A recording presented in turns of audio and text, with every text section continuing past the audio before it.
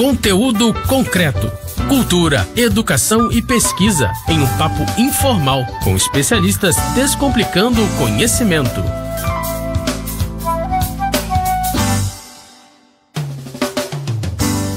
Olá você que está aí pelas rampas da UERJ e Mediações. Estamos aqui em mais um Conteúdo Concreto. Esse programa que é feito em parceria com o site Salada Cult e a nossa querida Rádio UERJ. Meu nome é Kleber Pereira. Eu estou aqui hoje para poder falar de um assunto que vocês vão gostar muito. Adolescência, juventude, essa gente que é X, Y, Z, W, tudo junto.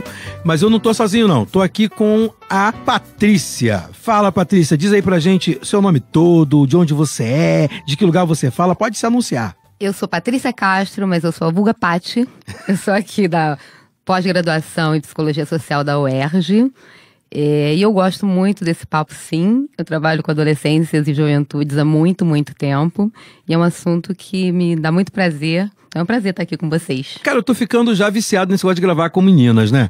Mais uma vez estou eu aqui como bendito fruto entre as mulheres. E tem também a Miriam com a gente. Fala, Miriam, de onde você é, o que você faz, como é que é isso? Eu sou Miriam Pérez de Moura, sou assistente social, me formei aqui pela UERJ em 1997.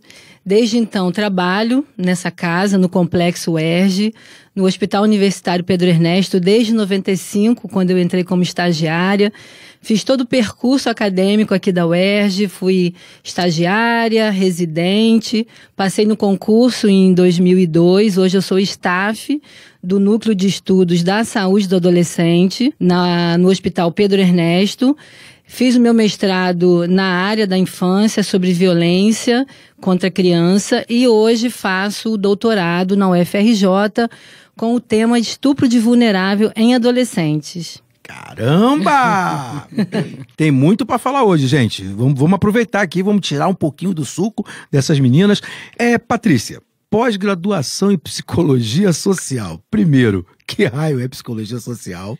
E o que tem a ver isso com adolescência? Como é que é essa pós-graduação em Psicologia? Porque eu pensei que fosse sempre, a adolescente tá com problema, vamos cuidar dele. Mas o que tem Psicologia Social para falar nisso? Então deixa eu explicar um pouquinho desse percurso, o que me leva a isso, né? Na verdade é isso, né? Eu sou psicóloga, né? Quando a gente pensa em psicologia, a gente sempre pensa em clínica, né? E quando eu fui fazer psicologia, né, a minha graduação foi na UFRJ, e quando eu fui fazer psicologia, eu fui pensando em clínica também, né? Fui pensando em Freud, psicanálise, consultório. E aí, chegando lá, eu conheci uma história de psicologia social. Descobri o gênero, né? O que é isso, né? Eu fui descobrir que existia uma área da psicologia que não necessariamente era clínica. E aí, quando eu fui para o mestrado, eu tenho mestrado em psicossociologia de comunidades e ecologia social. E aí, no doutorado, eu fiz mestrado e doutorado também na UFRJ em psicologia de comunidades e ecologia social. E é isso, né? Que é da área da psicologia social, que é você ir aonde esses jovens, esses adolescentes estão, né? Para além da clínica, né? É você pensar esse adolescente e esse jovem no contexto social. Pensar esse jovem e esse adolescente, né? Que a gente chama assim, atravessados pelo gênero, né? Pensar esse adolescente, esse jovem enquanto homens, enquanto mulheres, né? Pensar esse adolescente, esse jovem no seu território, pensar esse adolescente, esse jovem enquanto sujeito social, pensar esse adolescente, esse jovem no seu contexto histórico, na sociedade, né? Então é isso. A psicologia social é pensar esse jovem num contexto muito maior. Cara, legal, né? Legal. Na sua história, na sua vivência, né? Enquanto um sujeito muito para além, né? Dessa coisa ali da clínica. E isso me encantou profundamente. Então é isso. E hoje eu estou no pós-doutorado aqui na UERJ. A Miriam deve passar por isso em loco, né? Sim, na vida real. Sim. Porque aí tem olha outro paradigma, né? Assistente social, geralmente todo mundo pensa que é para ajudar as pessoas. Exatamente. Né? Mas vai além no NESA, né? O NESA faz algo além disso. Sim. Como é que é essa relação do núcleo com pensar o adolescente, antecipar como tem que se posicionar para estar com eles? Como é que isso é no trabalho? Relacionando mais ou menos com isso que a Paty colocou bem pra caramba. Como é que é isso? Quando nós estamos trabalhando com adolescente dentro do âmbito hospitalar, a gente tem sempre aquela ideia do adolescente doente, que não combina muito com o adolescente.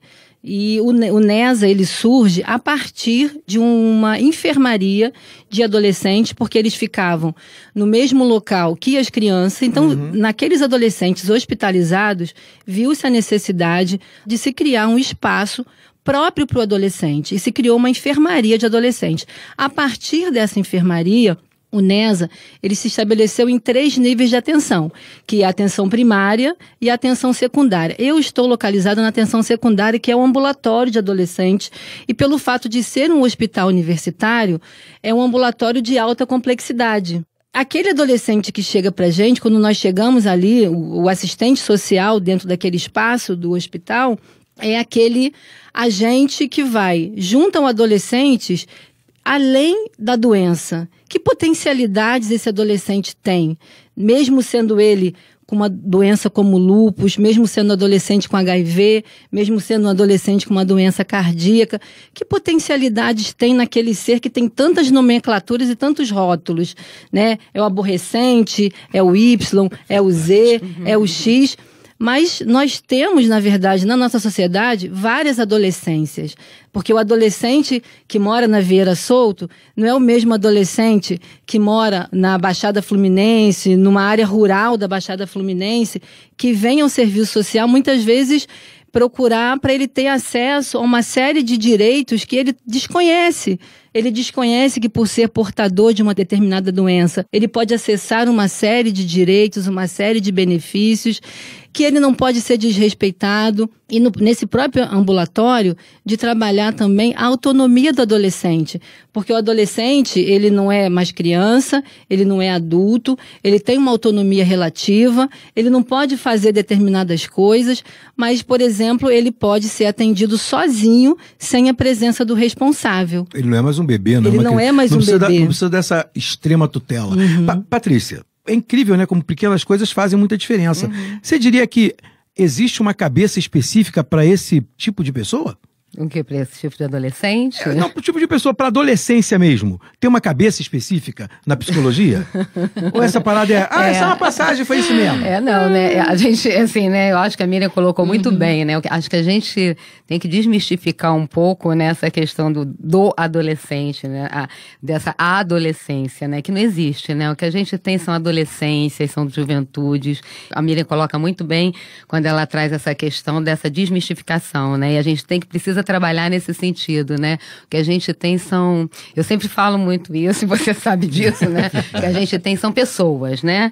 E são adolescências, são juventudes, né? E a gente não tem essa cabeça, né? Isso que você está colocando muito bem, né? Não tem. A gente tem que sempre pensar, quando a gente pensa em adolescências e juventudes, de que lugar que a gente está falando, sim, né? Sim. De que pessoa que a gente está falando, né? De que recorte que a gente vai fazer. Por isso que eu brinco muito quando eu falo, né? Que eu me encantei pelo gênero, né? Porque a minha pesquisa, por exemplo, a vida toda, foi muito pensando nesse recorte, né? Mas hoje, por exemplo, eu olho com muito carinho também para o recorte sobre camada econômica, né? Que é o recorte que Miriam traz muito bem, né? Que ela descreve muito bem, né?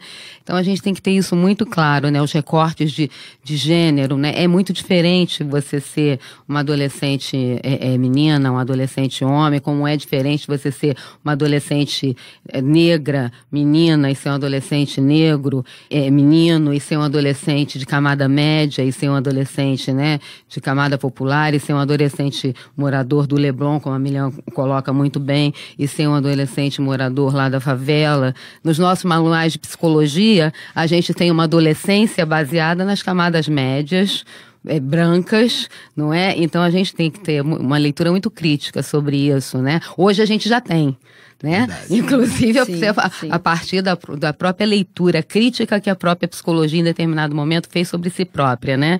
Então hoje a gente já tem, da própria psicologia social, né? De onde a gente já tem, com certeza. Né? Então, assim, são muitas adolescências, a gente tem muitas adolescências e muitas juventudes, e que a gente possa olhar para isso, né? De uma maneira muito clara, no nosso dia a dia, nas nossas práticas cotidianas, né? Eu acho que isso é super importante. Eu lembro que quando eu fiz pedagogia, a gente falava muito sobre a invenção da infância. E, na época, a gente tinha a lógica clara da construção da adolescência.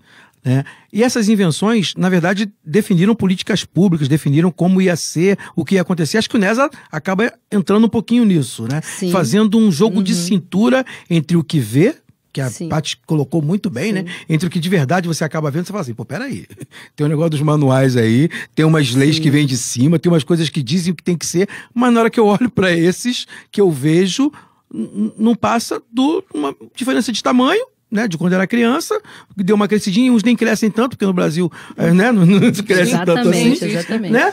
E o resto meio que não combina, não é não? Não tem isso. Sim, quando a gente trabalha na perspectiva do serviço social e no espaço de saúde, né, que a gente fala da atenção integral à saúde do adolescente, o que é essa atenção integral? É você ver o adolescente para além daquela primeira demanda que ele traz para você. Então, no meu caso, lá do ambulatório, às vezes me chega um adolescente com uma doença crônica e ele quer uma orientação de como ter acesso a um passe livre.